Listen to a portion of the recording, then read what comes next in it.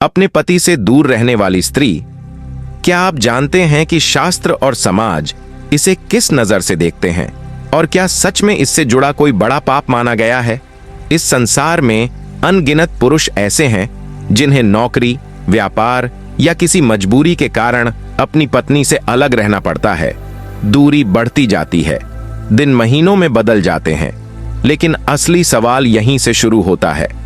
जब एक स्त्री अपने पति से दूर रहती है तो क्या वह अपने मन को पूरी तरह वश में रख पाती है, या फिर धीरे धीरे उसके भीतर ऐसे विचार जन्म लेने लगते हैं जिनके बारे में वह खुद किसी से बात नहीं करती? कहीं ऐसा तो नहीं कि वह अपने पति को धोखे में रखकर किसी पराये व्यक्ति से या कभी कभी अपने ही घर के किसी पुरुष से संबंध बना लेती है? आज के वीडियो में हम उस रहस्य से भी पर्दा उठाने वाले हैं कि स्त्री का वह कौन सा अंग माना गया है जो दिन में छोटा रहता है, लेकिन जैसे ही रात होती है वह बड़ा हो जाता है। यह वीडियो केवल सुनने के लिए नहीं बल्कि सोचने के लिए है। अंत तक जरूर देखिए। यह वीडियो पूरी तरह ज्ञानवर्धक और शिक्षाप्रद होने वाला है। आज हम आपको उस विषय के बारे में बताएंगे जिसे सुनकर शायद आप चौंक जाइए कि स्त्री का वह कौन सा अंग माना गया है जो रात के समय बड़ा हो जाता है और दिन में छोटा। इसके साथ साथ इस वीडियो में कुछ और महत्वपूर्ण बातें भी होंगी जो न केवल सोचने पर मजबूर करेंगी बल्कि आपके जीवन में कहीं न कहीं काम भी आएंगी। इसलिए आपसे निवेदन है कि वीडियो को अंत तक ध्यानपूर्वक देखें, क्योंकि यह केवल एक कहानी नहीं बल्कि अनुभव और सीख से जुड़ा हुआ प्रसंग है। तो चलिए कहानी की शुरुआत करते हैं और इसी कहानी के माध्यम से धीरे धीरे उस रहस्य को समझते हैं कि आखिर वह कौन सा अंग है जो दिन और रात के साथ अपना रूप बदलता है। एक समय की बात है, देवर्षि नारद जी पृथ्वी लोक में भ्रमण कर रहे थे। घूमते घूमते उनकी दृष्टि एक जंगल की ओर गई जहां उन्होंने एक स्त्री को देखा। वह स्त्री कोई साधारण नारी नहीं थी, वह एक विवाहित स्त्री थी। लेकिन जो दृश्य नारद जी ने देखा उसे देखकर वे चकित रह गए। वह स्त्री एक पराये पुरुष के साथ अनुचित संबंध बना रही थी। यह देखकर नारद जी के मन में कई प्रश्न उठने लगे। वे सोचने लगे, यह तो एक शादीशुदा स्त्री है, फिर भी पराये पुरुष के साथ ऐसा आचरण क्यों? नारद जी के मन में विचार आया कि विवाहित स्त्री के लिए ऐसा करना न केवल अनुचित है बल्कि धर्म और मर्यादा के विरुद्ध भी है। वे मन ही मन सोचने लगे, जो स्त्रियां अपने पति की लंबी आयु के लिए करवा चौथ जैसे कठिन व्रत रखती हैं, आखिर वही स्त्रियां कभी कभी ऐसे मार्ग पर क्यों भटक जाती हैं? यही प्रश्न नारद जी को भीतर तक मथने लगा। नारद जी के मन में एक गहरी उलझन पैदा हो गई। वे सोचने लगे, जो स्त्री पति की दीर्घायु के लिए व्रत रखती है, वही स्त्री किसी पराये पुरुष के साथ संबंध कैसे बना सकती है? आखिर यह विधाता का कैसा रहस्यमय खेल है? यह प्रश्न नारद जी को चैन नहीं लेने दे रहा था। वे मन ही मन विचार करने लगे कि इस सत्य को जाना कैसे जाए। स्त्रियां ऐसा क्यों करती हैं? इसके पीछे कारण क्या है? तभी उनके मन में एक विचार आया, क्यों न इस प्रश्न का उत्तर स्वयं भगवान विष्णु से ही पूछा जाए, क्योंकि वही इस विषय को धर्म, मर्यादा और सत्य के सही दृष्टिकोण से समझा सकते हैं। नारद जी ने निश्चय किया कि वे भगवान विष्णु के पास जाकर यह प्रश्न अवश्य रखेंगे कि एक विवाहित स्त्री जो करवा चौथ जैसा व्रत अपने पति की लंबी आयु के लिए रखती है, वही स्त्री किसी गैर पुरुष के साथ ऐसा आचरण आखिर कैसे कर सकती है?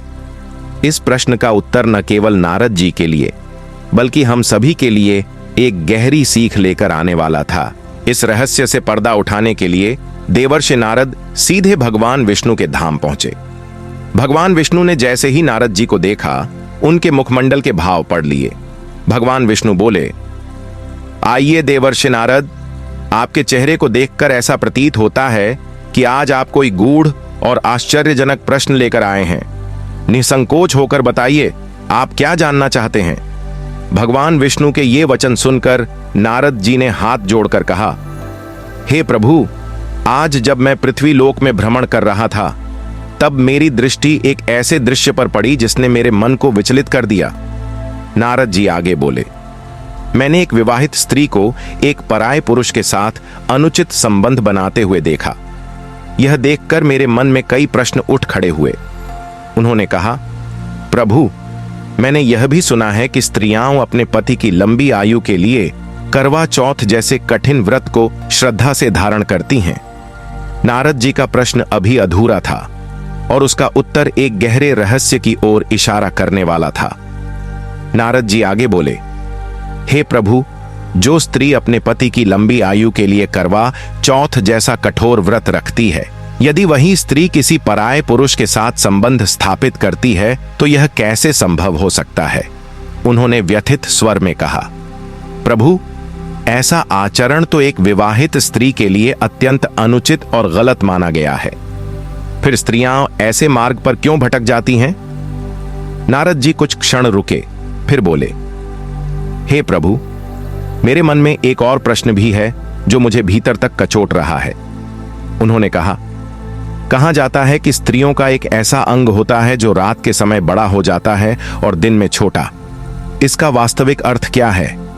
कृपया इसका रहस्य भी मुझे समझाइए। अंत में नारद जी ने विनम्र होकर कहा, हे पिता, मैं आपके पास पूर्ण जिज्ञासा और श्रद्धा के साथ आया हूं। कृपा करके मेरे इन प्रश्नों का उत्तर दें ताकि मैं इस सत्य को भली भांति समझ सकूं, विशेषकर करवा चौथ जैसे व्रत के वास्तविक भाव और अर्थ को। नारद जी के ये प्रश्न अब उत्तर की प्रतीक्षा कर रहे थे। नारद जी ने पूछा, हे प्रभु, व्रत रखने वाली स्त्रियां यानी पतिव्रता स्त्रियां कभी पराये पुरुषों के साथ संबंध क्यों बनाती हैं?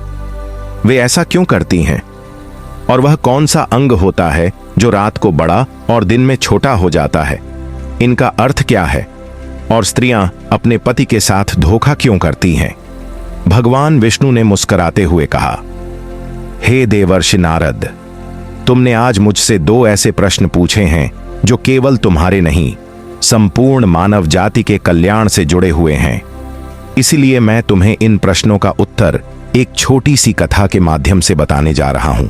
लेकिन ध्यान रहे, तुम्हें इसे पूरी सावधानी और ध्यान के साथ सुनना होगा, क्योंकि इस कथा में छुपा है जीवन की एक महत्वपूर्ण सीख। कथा को पूरी तरह ध्यान से सुनना बहुत जरूरी है। नारद जी ने वचन देते हुए कहा, ठीक है प्रभु, मैं आपको वचन देता हूं कि आप जो भी कथा सुनाएंगे मैं उसे ध्यानपूर्वक अंत तक सुनूंगा। कृपया अब अपनी कथा आरंभ कीजिए और हमारी शंकाओं का समाधान कीजिए। तब भगवान विष्णु मुस्कुराए और कथा आरंभ की। हे देवर्षि नारद, सुनो। एक समय की बात है, किसी छोटे से गांव में हरिहर नाम का एक पंडित रहता था। वह अपने घर में पत्नी मालती के साथ रहते थे। हरिहर पंडित अत्यंत ज्ञानी और विद्वान था। वह न केवल शास्त्रों में निपुण था, बल्कि नक्षत्रों का भी गहरा ज्ञान रखता था। गांव में लोग उसे बहुत मानते थे। उसकी पत्नी मालती भी धर्मनिष्ठ और सज्जन स्त्री थी। लेकिन जैसे जैसे कथा आगे बढ़ती है, तुम देखोगे कि बाहरी दिखावे और वास्तविक घटनाओं में कभी कभी बड़ा अंतर हो सकता है। और यही वह मोड़ है जहां हमारे प्रश्नों का रहस्य छुपा है। अब ध्यान से सुनो नारद, क्योंकि इस कथा में छुपा है वह उत्तर जो तुम्हारे और संपूर्ण मानव जाति के लिए उपयोगी है। हरिहर पंडित को न केवल शास्त्रों का गहरा ज्ञान था, बल्कि वह जन्म कुंडली बनाने में भी बहुत निपुण था। उसका मानना था कि किसी भी व्यक्ति का भविष्य कुंडली से जाना जा सकता है। एक दिन की बात है, पंडित की पत्नी मालती ने एक पुत्री को जन्म दिया। मालती अपनी पुत्री को पाकर अत्यंत खुश हुई। लेकिन जैसे ही हरिहर पंडित ने अपनी बेटी की जन्म कुंडली देखी, उसका मन अचानक गंभीर हो गया। कुछ ऐसा अंकित था जिसे देखकर उसका दिल धड़क उठा। लेकिन उसने अपनी चिंता अपनी पत्नी से नहीं बताई, क्योंकि मालती हाल ही में प्रसव कर चुकी थी और उसकी खुशी को कोई खतरा नहीं पहुंचाना चाहता था। मालती अपनी बेटी की मुस्कान और नन्ही हरकतों में पूरी तरह मग्न थी। कुछ दिनों तक सब सामान्य चलता रहा। लेकिन मित्रों, जैसे ही समय बीता, हरिहर पंडित ने देखा कि उसकी कुंडली में अंकित कुछ संकेत ऐसे थे जो आने वाले समय में बहुत बड़ी पहेली और रहस्य लेकर आने वाले थे। यही वह मोड़ है जहां कहानी का सस्पेंस गहरा होने लगता है। अब हमें देखना होगा कि वह रहस्य क्या है और कैसे यह नारद जी के प्रश्नों से जुड़ा है। पंडित जी ने अपनी पुत्री का नाम देवयानी रखा। देवयानी दिखने में अत्यंत सुंदर और मनमोहक थी। समय के साथ वह बड़ी हुई और धीरे धीरे जवानी की ओर बढ़ने लगी। जैसे ही देवयानी विवाह योग्य हुई, उसकी मां मालती ने पंडित जी से कहा, प्रिय पंडित जी, हमारी पुत्री अब विवाह के योग्य हो गई है। कृपया अब उसके लिए कोई योग्य वर खोजकर उसकी शादी कर दीजिए। लेकिन हरिहर पंडित जब भी इस विषय पर अपनी पत्नी की बात सुनता तो वह किसी तरह टाल मटोल करने लगता। हर बार वह बहाना बनाता और यह विषय टाल देता। मालती बार बार कहती, अब तो समय आ गया है, देखो हमारी बेटी की उम्र भी सही हो गई है। लेकिन पंडित जी की आंखों में हमेशा कुछ गहरी चिंता छुपी रहती थी। मित्रों, यही वह मोड़ है जहां कहानी में पहली बड़ी रहस्य की झलक दिखाई देने लगती है। देवयानी का भविष्य, उसके विवाह का निर्णय और पंडित जी की चिंता सब मिलकर एक ऐसा रहस्य बुन रहे थे जो नारद जी के प्रश्नों और हमारे आज के विषय से सीधे जुड़े हुए थे। अब देखना यह है कि पंडित जी आखिर क्यों विवाह टालते हैं और देवयानी के जीवन में कौन सा ऐसा मोड़ आने वाला है जो सबके लिए चौंकाने वाला रहस्य लेकर आएगा। जब भी मालती अपनी बेटी देवयानी के विवाह की बात करती, हरिहर पंडित हमेशा किसी न किसी बहाने से इस विषय को टाल देता। समय बीतता गया, लेकिन पंडित ने अभी तक अपनी बेटी का विवाह तय नहीं किया। मित्रों, आप सोच रहे होंगे कि आखिर क्यों? दरअसल पंडित जी को अपनी बेटी की जन्म कुंडली की पूरी जानकारी थी। उसने देखा कि देवयानी के विवाह में एक भयानक संकेत अंकित था। कुंडली के अनुसार जो व्यक्ति देवयानी का जीवन साथी बनने वाला था, उसके विवाह के कुछ सालों के भीतर ही उसकी मृत्यु हो जाएगी और इस प्रकार देवयानी विधवा बन जाएगी। मित्रों, इस दुनिया में ऐसा कोई पिता नहीं है जो अपनी बेटी को विधवा होते हुए देखना चाहे। हरिहर पंडित की यही चिंता थी और यही कारण था कि वह बार बार विवाह के प्रस्ताव को टालता रहा। हरिहर पंडित की यही सोच थी कि वह अपनी पुत्री देवयानी का विवाह नहीं करेगा ताकि भविष्य में उसे अपनी बेटी को विधवा होते हुए देखना न पड़े। धीरे धीरे समय बीतता गया, लेकिन गांव के लोग पंडित की इस बात से नाराज होने लगे। वे आपस में चर्चा करने लगे, देखो यह कैसा पिता है। देवयानी अब काफी समय से विवाह योग्य हो गई है, फिर भी यह अपने मन के डर के कारण उसका विवाह टाल रहा है। एक दिन गांव की कुछ महिलाएं पंडिताइन मालती के पास गईं और बोलीं, हे दीदी, तुम्हारी बेटी देवयानी अब लंबे समय से विवाह योग्य हो गई है। आपके पति पंडित जी विवाह की बात टालते रहते हैं, लेकिन अब समय आ गया है कि आप किसी योग्य वर की तलाश शुरू करें। मित्रों, यही वह मोड़ है जहां कहानी और भी दिलचस्प हो जाती है।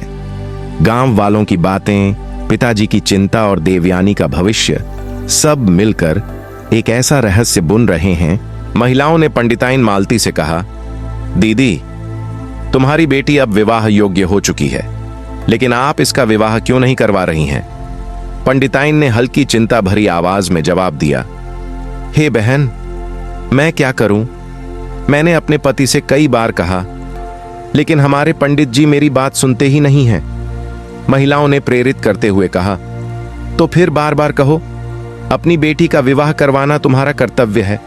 शायद तुम्हें यह नहीं पता, जवान बेटी को लंबे समय तक घर पर रखना उचित नहीं है। उसका जीवन जल्दी संभाल लेना चाहिए। मित्रों, पंडिताइन महिलाओं की बातें सुनकर सोचने लगी।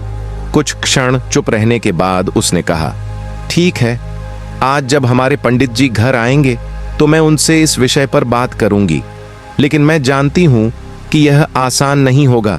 उनकी चिंता और जन्म कुंडली की बातें हमेशा उनके मन में गहरी छपी हुई हैं। पंडिताइन ने दृढ़ स्वर में कहा, आज मैं उनसे साफ साफ कह दूंगी, या तो हमारी बेटी का विवाह कर दो या फिर अपने ही हाथों से उसका जीवन समाप्त कर दो, क्योंकि इस तरह हर दिन समाज की बातें सुनना अब मेरे बस की बात नहीं रही। यह कहकर पंडिताइन घर के भीतर चली गई और क्रोध व पीड़ा से भरे मन के साथ बैठ गई। उसका मन अशांत था और आंखों में आंसू व गुस्सा दोनों साफ दिखाई दे रहे थे। शाम ढलने लगी। कुछ समय बाद हरिहर पंडित अपनी जजमानी से घर लौटे।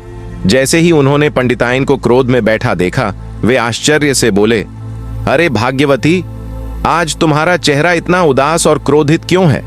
क्या किसी ने कुछ कह दिया है? तब पंडिताइन का धैर्य टूट गया। उसने सारी बात एक एक करके कह दी। फिर व्यथित स्वर में बोली, आपको तो कोई कुछ कहे या न कहे, लेकिन आज गांव की स्त्रियों ने मुझे ऐसे शब्द सुनाए जो मैं जीवन भर नहीं भूल पाऊंगी। उसके शब्दों में पीड़ा थी और आंखों में प्रश्न। अब पंडित जी के सामने वह सच खड़ा था जिससे वे अब तक बचते आ रहे थे, और यहीं से कहानी एक ऐसे मोड़ पर पहुंचती है जहां आने वाला निर्णय सबकी जिंदगी बदलने वाला था। पंडिताइन बोली, आज गांव की औरतों ने मुझे कितने ताने दिए, यह आप क्या जानो। उन्होंने कहा कि वर्षों से बेटी जवान हो चुकी है और फिर भी उसका विवाह नहीं किया गया।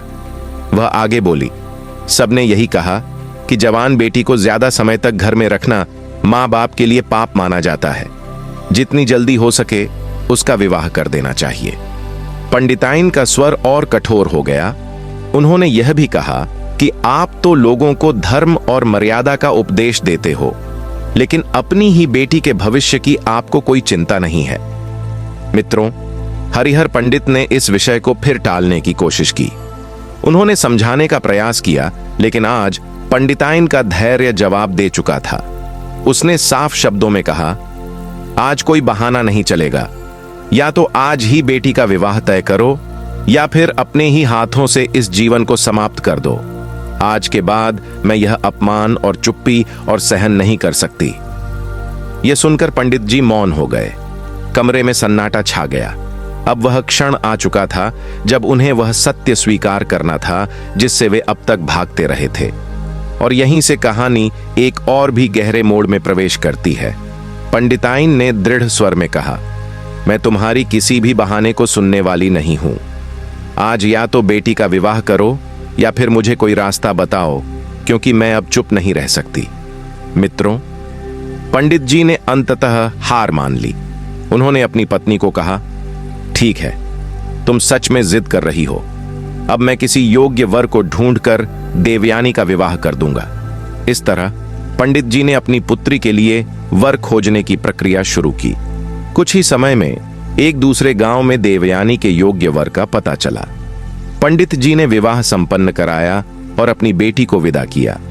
देवयानी अपने नए घर में पहले 2-3 वर्षों तक सुखी और प्रसन्न रही, लेकिन तीसरे वर्ष में ऐसा समय आया जिसकी चेतावनी पंडित जी की जन्म कुंडली में पहले ही अंकित थी। उसका पति अचानक इस दुनिया से विदा हो गया। मित्रों, यही वह मोड़ है जहां कहानी वास्तविक रहस्य और नारद जी के प्रश्नों की ओर बढ़ती है।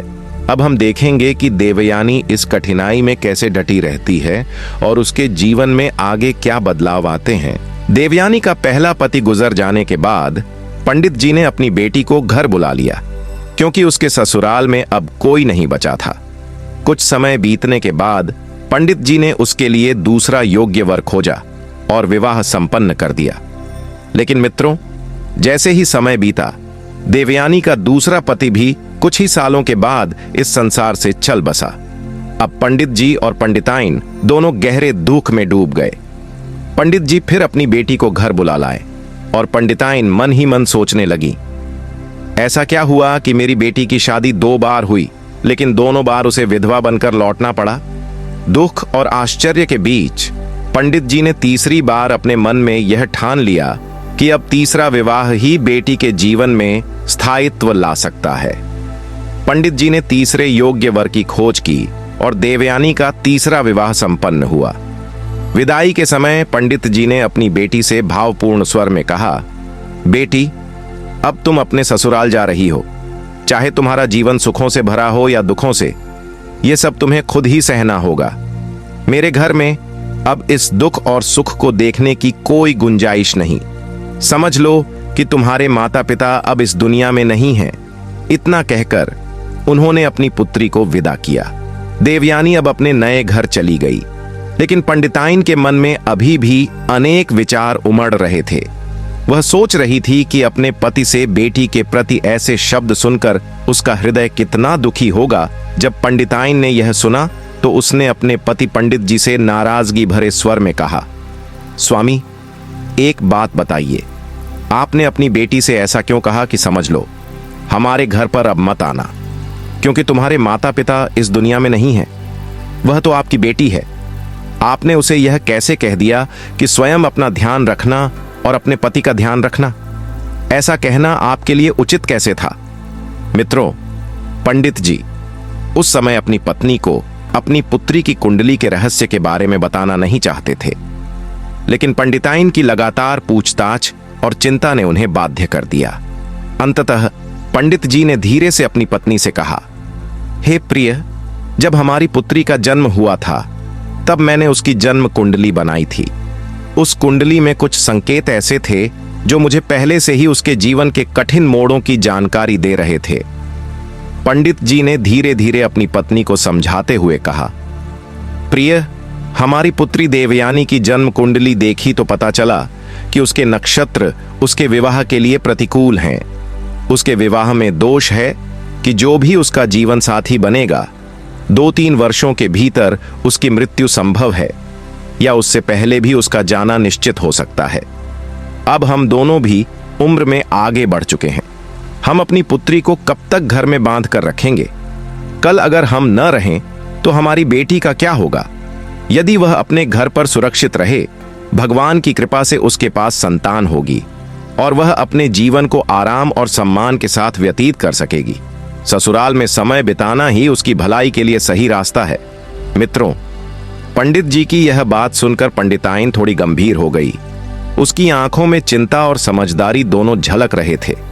अब स्पष्ट था कि देवयानी के जीवन की कठिनाइयां केवल संयोग नहीं, बल्कि जन्म कुंडली के अनुसार तय थीं। पंडिताइन अपने भीतर बहुत शर्म महसूस करने लगी। उसने सोचा, मैंने अपने पति को कितना बुरा भला कहा, लेकिन सच यही है कि उन्होंने केवल हमारी पुत्री का भला चाहा था।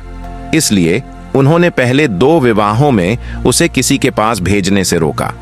मेरी अपनी जिद और गलती की वजह से 2 लोगों की जान चली गई। समय धीरे धीरे बीतता गया। अब देवयानी के तीसरे विवाह को 3 साल पूरे हो चुके थे। इन 3 वर्षों में देवयानी के 2 पुत्र हुए, बड़ा पुत्र वेद और छोटा पुत्र यश।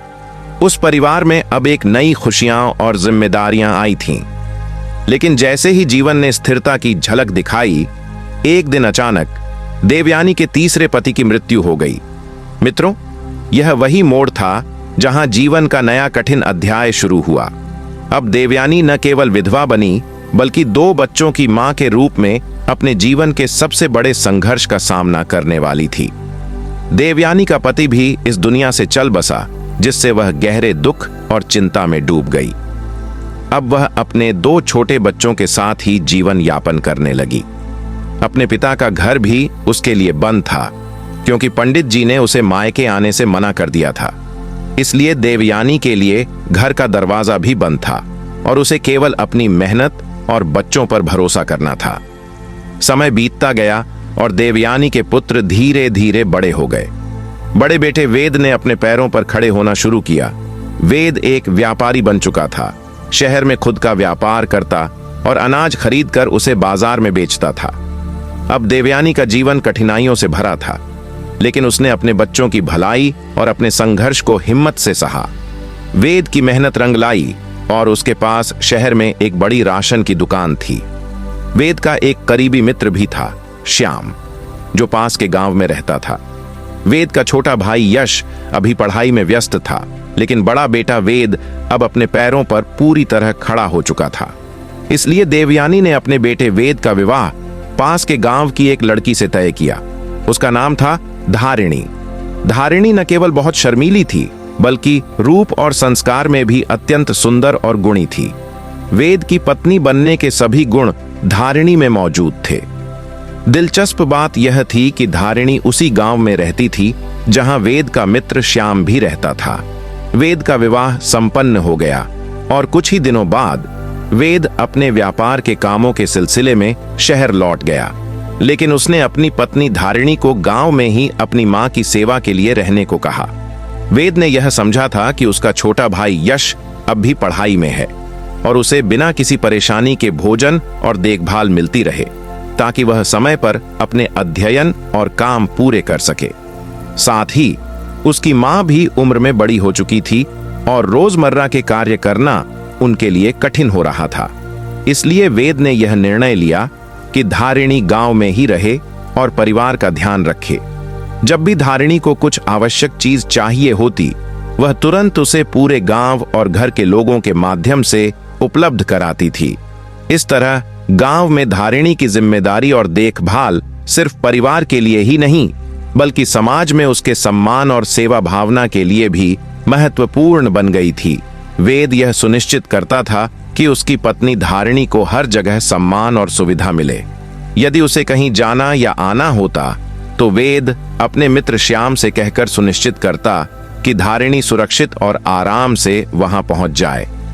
धारिणी भी शुरुआत में पूरी निष्ठा और प्रेम से अपनी सासू मां की सेवा करती थी और अपने पति वेद के प्रति गहरा सम्मान और प्रेम रखती थी।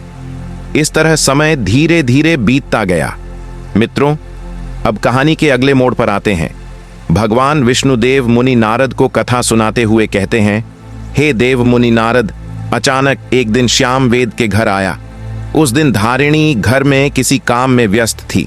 तभी श्याम ने बाहर से आवाज लगाई, भाभी कहाँ हो, बाहर आओ। श्याम ने कहा, भाभी, आपके पिताजी की तबीयत बहुत गंभीर है। उन्होंने मुझे आपके पास भेजा है क्योंकि वे आपसे मिलना चाहते हैं। यह सुनते ही धारिणी दौड़ती हुई श्याम के पास पहुंची।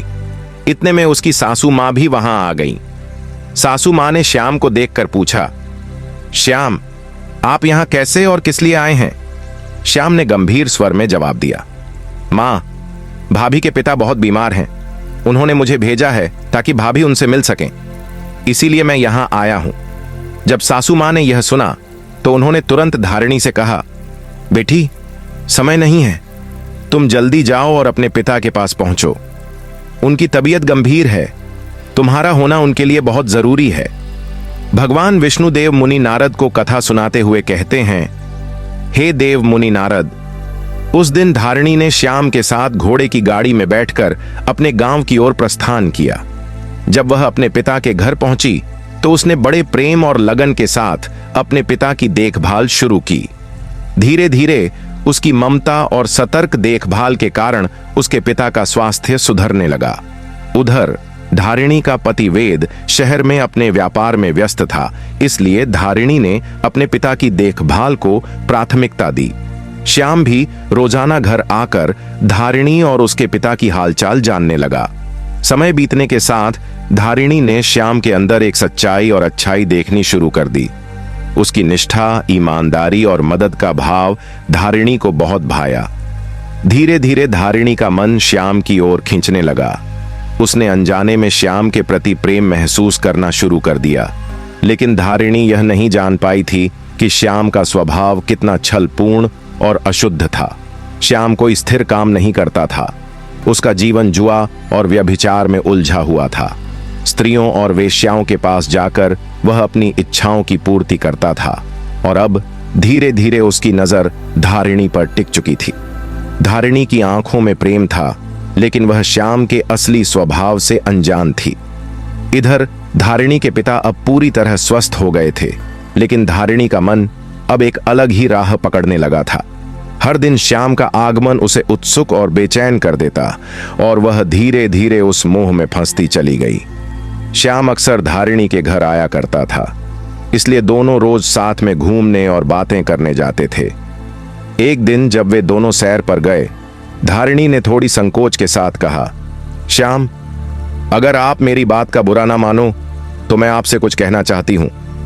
श्याम ने मुस्कुराते हुए उत्तर दिया, भाभी जी, कहो, मैं आपकी बात का कभी बुरा नहीं मानूंगा। आज तक मैंने कभी बुरा नहीं माना, तो अब क्यों मानूं? और उसने ऐसे कहा जैसे वह स्वयं ही बिल्कुल साफ और निर्दोष हो। तभी भगवान विष्णु नारद जी से कहते हैं, हे देव मुनि नारद, जब धारिणी ने श्याम के मुंह से भाभी शब्द सुना तो नारद जी की तरह ही मैं भी यही सोच सकता हूं कि यह वही क्षण है जहां घटनाएं अचानक सस्पेंस और उलझन में बदलने वाली हैं, क्योंकि दिखने वाली मासूमियत हमेशा सच नहीं होती और यहां कहानी में भाव, मोह और नैतिक सीख का एक नया मोड़ आने वाला है। धारिणी ने गंभीर स्वर में कहा, श्याम, आज के बाद तुम मुझे कभी भाभी कहकर नहीं बुलाओगे। अगर ऐसा किया तो इसका परिणाम तुम्हारे लिए अच्छा नहीं होगा। श्याम थोड़ी हंसी के साथ बोला, ठीक है भाभी, लेकिन फिर मैं आपको क्या कहूं? धारिणी ने उसे टालते हुए थोड़ी झिझक के साथ कहा, सच कहूं तो श्याम, मैं तुमसे बहुत प्रेम करती हूं, इतना प्रेम जितना किसी और से नहीं करती। जैसे ही श्याम ने धारिणी के मुंह से यह शब्द सुना, उसके मन में खुशी के लड्डू फूटने लगे।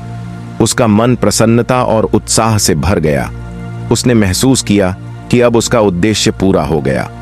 अब उसे और किसी के पीछे नहीं भागना, नहीं तो जो उसका मन पहले व्यभिचार और वासनाओं में उलझा था, अब उसे लगा कि उसका मन पूरी तरह बदल गया। श्याम ने सोचा, अब मुझे अपने खर्च और झंझट से भी छुटकारा मिलेगा। घर बैठे मैं आराम से अपने सुख भोग में लिप्त रहूंगा। मित्रों, श्याम ने पहले ही यह सोच रखा था कि कैसे धारिणी को अपने प्रेम जाल में फंसाना है, और अब धीरे धीरे वह वही हुआ। धीरे धीरे धारिणी श्याम के आकर्षण और प्यार के जाल में फंसती चली गई। समय के साथ उनका नजदीकी रिश्ता गहराता गया और आखिरकार दोनों के बीच भोग और विलास का सिलसिला शुरू हो गया। कुछ दिन बाद जब धारिणी के ससुराल से बुलावा आया, तो धारिणी ने श्याम से मिलने का मौका पाने के लिए एक दिन फिर उसे झोपड़ी पर बुलाया। झोपड़ी में पहुंचते ही धारिणी ने श्याम से धीरे से कहा, मेरे प्यारे श्याम, मेरे ससुराल से। धारिणी ने श्याम से कहा, अब मेरा ससुराल बुला रहा है, शायद मैं अब तुम्हें मिल नहीं पाऊंगी, इसलिए जब भी मुझे तुम्हारी याद आएगी मैं तुम्हें पत्र लिखूंगी और तुम जब चाहो मेरे पास ससुराल आ जाना। मित्रों, श्याम वासना और लालसा में हमेशा अग्रसर रहा है, इसलिए उसने बिना देर किए धारिणी की बात मान ली। धारिणी ने इतना कहकर धीरे धीरे अपने घर लौटने की तैयारी की। अब धारिणी के पिता ने उसे उसके ससुराल छोड़ने का काम संभाला, लेकिन क्योंकि धारिणी का कोई भाई या बहन नहीं था, उन्हें कोई भरोसेमंद साथी नजर नहीं आया। इसलिए धारिणी के पिता ने सोचा कि ससुराल तक पहुंचाने के लिए श्याम सबसे उचित और भरोसेमंद व्यक्ति रहेगा। धारिणी के पिता जब श्याम के घर पहुंचे तो उन्होंने गंभीर स्वर में कहा, बेटा श्याम, मेरी पुत्री धारिणी को उसके ससुराल पहुंचा दो। उसके घर से बुलावा आया है, अब इसे जल्दी छोड़ दो।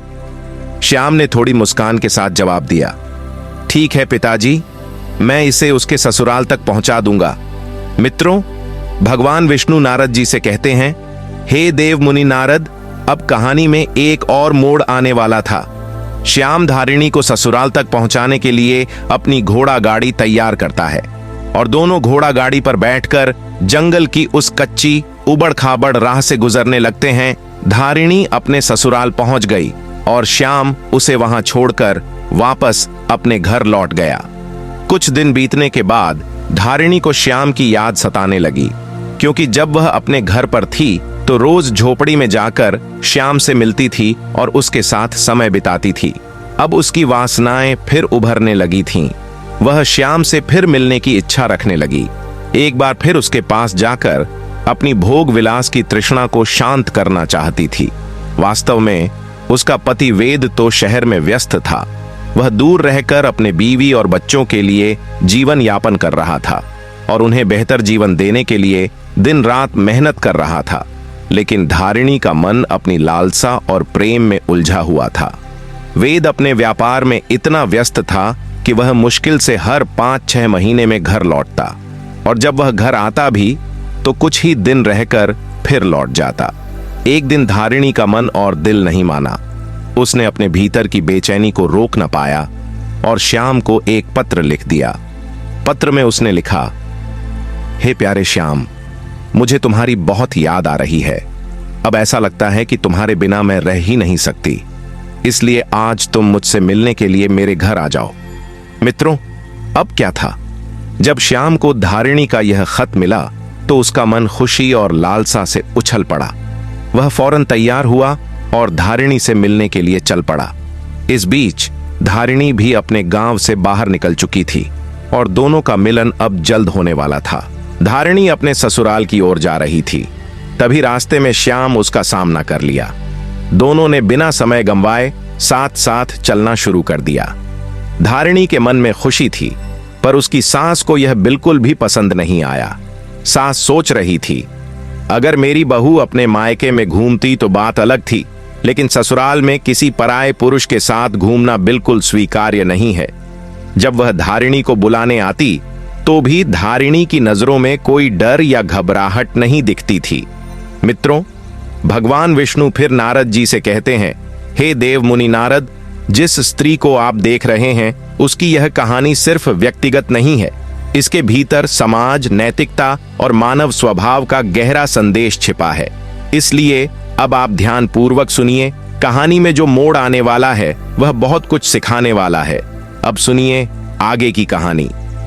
श्याम धारिणी से मिलने आता रहा और फिर कुछ दिन बाद वापस लौट जाता। यह सिलसिला 5 से 6 बार चलता रहा। मित्रों, अब धारिणी की सास ने एक दिन कड़क स्वर में कहा, धारिणी, यह चल नहीं सकता। जब तक मेरा पुत्र घर वापस नहीं आता तब तक तुम घर पर किसी को नहीं बुला सकती, चाहे वह तुम्हारे मायके से तुम्हारे पिता ही क्यों ना आए या कोई और व्यक्ति क्यों ना हो। धारिणी ने यह बात सुनी और उसके मन में गुस्से की आग भड़क उठी, लेकिन वह कुछ बोल नहीं सकी। अगले दिन धारिणी ने अपनी बेचैनी और लालसा को रोक न पाया और श्याम को खत लिखा। पत्र में उसने लिखा, श्याम, अब तुम मुझसे मिलने के लिए आओ। मुझे तुम्हारी बहुत याद आ रही है और मैं तुम्हारे बिना नहीं रह सकती। कुछ समय तक धारिणी ने श्याम को मिलने के लिए इंतजार किया, क्योंकि उसे डर था कि उसकी सास उसे देख सकती है। जब मेरी सास घर पर नहीं रहेगी तभी मैं तुम्हें बुलाऊंगी, उसने श्याम को खत में लिखा। श्याम अपनी वासना और लालसा पर काबू नहीं पा रहा था और फिर अचानक अवसर आ गया। धारिणी की सास 5 दिनों के लिए तीर्थ स्थल की यात्रा पर चली गई। अब धारिणी को जैसे अचानक छूट मिल गई हो। उसने फौरन श्याम को बुलाया और दोनों ने घर में ही मिलने का फैसला किया। धारिणी इतना सावधान थी कि उसके देवर की स्कूल से छुट्टी होने से पहले ही श्याम को बाहर भेज दिया जाता। एक दिन की बात है, जब धारिणी और श्याम फिर से मिलने वाले थे। धारिणी ने श्याम को घर बुला रखा था। तभी अचानक उसका देवर यश वहां आ जाता है। यश की नजर पड़ते ही उसे वह दृश्य दिखाई देता। धारिणी श्याम को रसोई में बैठाकर खाना परोस रही थी। यश को श्याम के चरित्र के बारे में पूरी जानकारी थी। वह जानता था कि श्याम किस तरह का लड़का है और उसके कार्य किस प्रकार के हैं। यश ने गंभीर स्वर में अपनी भाभी से कहा, भाभी, आप किसी पराये व्यक्ति को इस तरह घर पर बुलाकर समय कैसे बिता सकती हैं?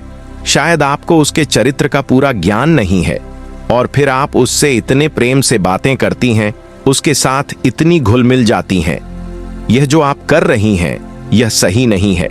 आप अपने पति और परिवार का सम्मान तो निभाइए, लेकिन इस प्रकार का व्यवहार करना बहुत ही गलत है।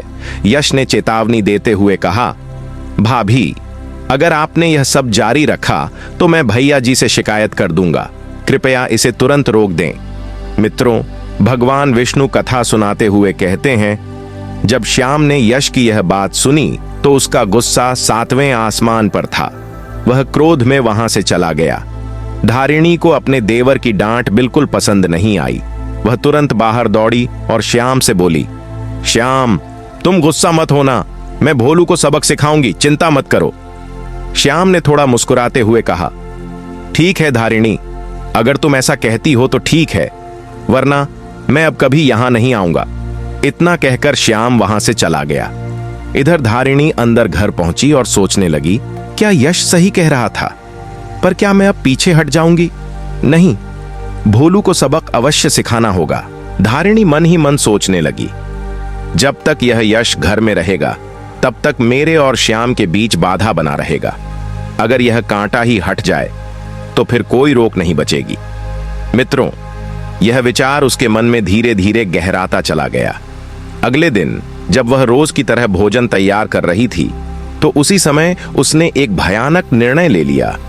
भगवान विष्णु नारद जी से कहते हैं, हे देव मुनि नारद, उस अंधे मोह और वासना में डूबी स्त्री ने अपने ही देवर के भोजन के साथ ऐसा कर दिया जिसका परिणाम अत्यंत भयावह था। यश ने जैसे ही भोजन किया, कुछ ही समय में उसकी मृत्यु हो गई। किसी को यह समझ ही नहीं आया कि यह सब अचानक कैसे हो गया। कोई कारण, कोई प्रमाण, कुछ भी सामने नहीं आया। यश की माता शोक में डूब गई। उसका रो रो कर बुरा हाल हो गया और उधर धारिणी बाहर से शांति का मुखौटा लगाए अंदर ही अंदर अपने किए पर कांप रही थी। मित्रों, यही वह क्षण था जहां यह कथा केवल पाप की नहीं बल्कि उसके परिणामों की ओर बढ़ने वाली थी। क्योंकि अधर्म चाहे कितना ही छिपकर किया जाए, उसका फल कभी न कभी अवश्य सामने आता है। मन ही मन धारिणी सोच रही थी, अब चलो, मेरे और श्याम के बीच की सारी बाधाएं हमेशा के लिए खत्म हो गईं। अब हमारे प्यार में कोई रुकावट नहीं आएगी। लेकिन मित्रों, जैसे ही यह घटना शहर में वेद तक पहुंची तो उसने अपनी सारी व्यस्तताओं को छोड़ दिया और तुरंत अपने गांव की ओर चल पड़ा। गांव पहुंचकर जब वेद ने अपने छोटे भाई यश को मृत अवस्था में देखा तो उसके प्राण ही सिहर उठे। यह देखकर वेद का दिल टूट गया। वह तो घर से दूर रहकर अपने भाई की अच्छी शिक्षा और पालन पोषण के लिए ही काम कर रहा था, और उसी समय उसकी पत्नी अपने लालच और मोह में घर के अंदर ऐसी भूल कर बैठी थी जो अब न केवल यश की बल्कि पूरे परिवार की खुशी पर असर डाल रही थी। वेद ने तुरंत समझ लिया कि घर में कुछ गंभीर हुआ है। घर का काम छोड़ने और अपने प्रियजन की सुरक्षा और देखभाल के लिए ही उसने इतनी दूर रहकर अपने परिवार की जिम्मेदारी संभाली थी, और अब उस मेहनत और विश्वास का फल इतना भयानक रूप में सामने आया था। मित्रों, यही वह क्षण था जब कथा एक मोड़ पर आ गई। यहां से आगे कहानी में न केवल अपराध और पाप का परिणाम दिखेगा बल्कि न्याय और चेतावनी भी सामने आएगी। धारिणी ने वेद के शहर लौट जाने के बाद फिर से वही पुरानी हरकतें दोहरानी शुरू कर दी। कुछ दिन ऐसे ही बीतते रहे, लेकिन एक दिन उसकी सास ने बड़ी गंभीर आवाज में कहा, धारिणी, हमारे घर पर यह सब नहीं चलेगा। अगर तुमने दोबारा ऐसा कुछ किया तो मैं यह सारी बात वेद को बता दूंगी, समझी? धारिणी ने यह बात सुनी तो उसके भीतर का रोमांच और लालच पल भर के लिए ठिठक गया, लेकिन उसके मन में अभी भी श्याम के लिए मोह और वासना ज्यों की त्यों मौजूद थी। अब कहानी का असली मोड़ यही है। मित्रों, क्या धारिणी अपने लालच और मोह पर काबू पाएगी या फिर उसका यह पाप और भी बड़ा रूप लेगा? ये वही समय है जब उसके निर्णय उसके और उसके परिवार के भविष्य का निर्धारण करेंगे। यह सुनते ही धारिणी गुस्से से चिल्ला उठी, जिसे जो करना है कर ले, मेरा कोई कुछ नहीं बिगाड़ सकता। मैं किसी से डरने वाली नहीं हूं। मैं श्याम से प्रेम करती हूं और करती रहूंगी। मित्रों, जब उसकी सास ने धारिणी के मुंह से ऐसी बातें सुनी तो वह कांप उठी। आंखों में आंसू और स्वर में पीड़ा लिए उसने कहा, यह तू कैसी बातें कर रही है? एक पराये पुरुष के लिए अपने पति से विश्वासघात। अब तो मुझे पूरा यकीन हो चला है, मेरे पुत्र की मृत्यु के पीछे भी तेरा ही हाथ है। यह सुनते ही धारिणी का क्रोध और भड़क उठा। उसकी आंखों में न कोई डर था न पश्चाताप। गुस्से में वह बोली, हां, वही किया जो तुम सोच रही हो, और अगर तू ज्यादा बोलेगी तो तेरा भी वही हाल होगा। मित्रों, यह वही क्षण था जहां मोह प्रेम नहीं रहा, वासना पागलपन बन चुकी थी और अधर्म अब स्वयं अपना परिचय दे चुका था। अब देखना यह था, क्या यह पाप यहीं रुक जाएगा या फिर ईश्वर का न्याय अब अपना रूप दिखाएगा? धारिणी ने अपने गुस्से और वासनाओं को छुपाए बिना वेद से कहा, अगर तुम या तुम्हारी मां हमारे, मेरे और श्याम के प्यार के बीच में दीवार बनेंगे तो तुम्हें भी मैं छोड़ने वाली नहीं हूं। मित्रों, इस खुलासे ने वेद के मन में भूचाल ला दिया, और तभी एक दिन अचानक उसे खबर मिली कि उसकी मां की मृत्यु हो गई है। सभी काम छोड़कर वेद तुरंत अपने गांव लौटता है, लेकिन घर पहुंचते ही उसने देखा सब कुछ बदल चुका था। धारिणी का सच अब सामने आ चुका था। वेद ने सीधे अपनी पत्नी से पूछा, धारिणी, ये सब क्या हुआ? मेरी मां, मेरा भाई? धारिणी ने अब और कुछ छुपाया नहीं। धीरे धीरे और निडर होकर उसने सब कुछ बता दिया। वेद, मैं श्याम से प्यार करती हूं। आपका भाई और आपकी मां हमारे बीच में रुकावट बन रहे थे और इसलिए मैंने उनके खाने में जहर मिला दिया। धारिणी ने बिना किसी पछतावे के कहा, हां, मैंने ही एक एक करके सबको रास्ते से हटाया, और हां, मैं श्याम से प्रेम करती हूं। मैं उसके बिना नहीं रह सकती। मित्रों, यह सुनते ही वेद के पैरों तले जमीन खिसक गई। जिस श्याम का नाम धारिणी ले रही थी वही श्याम वेद का सबसे भरोसेमंद मित्र हुआ करता था। लेकिन वेद ने उस क्षण कोई हंगामा नहीं किया, न गुस्सा दिखाया, न अपशब्द कहे। बस शांत स्वर में इतना कहा, अब तुम यहां एक पल भी मत रुको। जितनी जल्दी हो सके मेरे घर से चली जाओ। अपने उसी श्याम के पास जाओ, क्योंकि वही तुम्हारे योग्य है और वही अब तुम्हारी जिम्मेदारी लेगा। मित्रों, यह शब्द किसी शाप से कम नहीं थे। धारिणी को लगा जैसे उसे खुली छूट मिल गई हो। अब न कोई रोक थी, न कोई डर। वह यही सोचने लगी कि अब उसका जीवन श्याम के साथ पूरी स्वतंत्रता से बीतेगा। उधर श्याम भी वहां आ चुका था। धारिणी उसके साथ उसके घर पहुंची और कुछ दिनों तक सब कुछ सामान्य लगा। उसे लगा जैसे अब वह अपने प्रेम के साथ स्वतंत्र जीवन जी पाएगी। लेकिन मित्रों, समय के साथ सच्चाई धीरे धीरे सामने आने लगी। धारिणी को पता चला कि श्याम का स्वभाव वैसा बिल्कुल नहीं था जैसा उसने अपने मन में कल्पना कर रखा था। वह पराई स्त्रियों को गलत दृष्टि से देखता था और उसका जीवन स्तर भी अत्यंत साधारण था। श्याम के पास केवल बकरियों का एक तबेला था और वही उसका जीवन और रोजगार था। अब वही धारिणी, जो कभी ससुराल में रानी की तरह रहती थी, श्याम के साथ बकरियां चराने को विवश हो गई।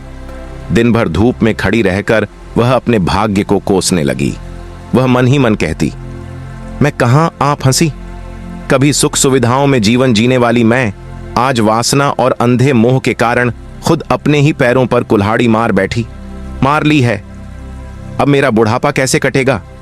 मित्रों, भगवान विष्णु कहते हैं कि हे देव मुनि नारद, इसी विचार में धारिणी अपने किए हुए पाप पर पछताकर माथा पीट रही थी। वह सोच रही थी कि अगर उसने वासना के मोह में अपने पतिवेद को धोखा नहीं दिया होता तो आज वह ससुराल में सुखी और सम्मानित जीवन जी रही होती। उधर वेद ने अपने जीवन में आगे बढ़ते हुए एक सज्जन और धर्मपरायण स्त्री से विवाह कर लिया और दोनों साथ में सुखी जीवन व्यतीत करने लगे। लेकिन धारिणी का श्याम के साथ हाल बहुत ही बदतर था। वह अपने भाग्य पर बार बार कोस रही थी और सोच रही थी कि उसकी लालच और मोह ने उसे किस कदर अपमान और दुख की गहराइयों में डाल दिया। फिर भगवान विष्णु नारद को समझाते हुए कहते हैं, हे देव मुनि नारद, स्त्री को आज तक कोई पूरी तरह समझ नहीं पाया और न ही भविष्य में कोई समझ पाएगा। स्त्री एक ऐसा माया जाल है जो समय, परिस्थितियों और भावनाओं के साथ बदलता रहता है। उसका मन कभी स्थिर नहीं रहता।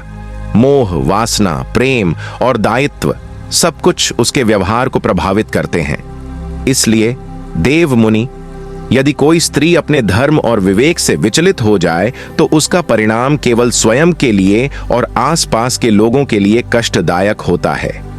ध्यान रहे, जो कर्म स्त्री या पुरुष करते हैं उसका फल समय पर अवश्य मिलता है।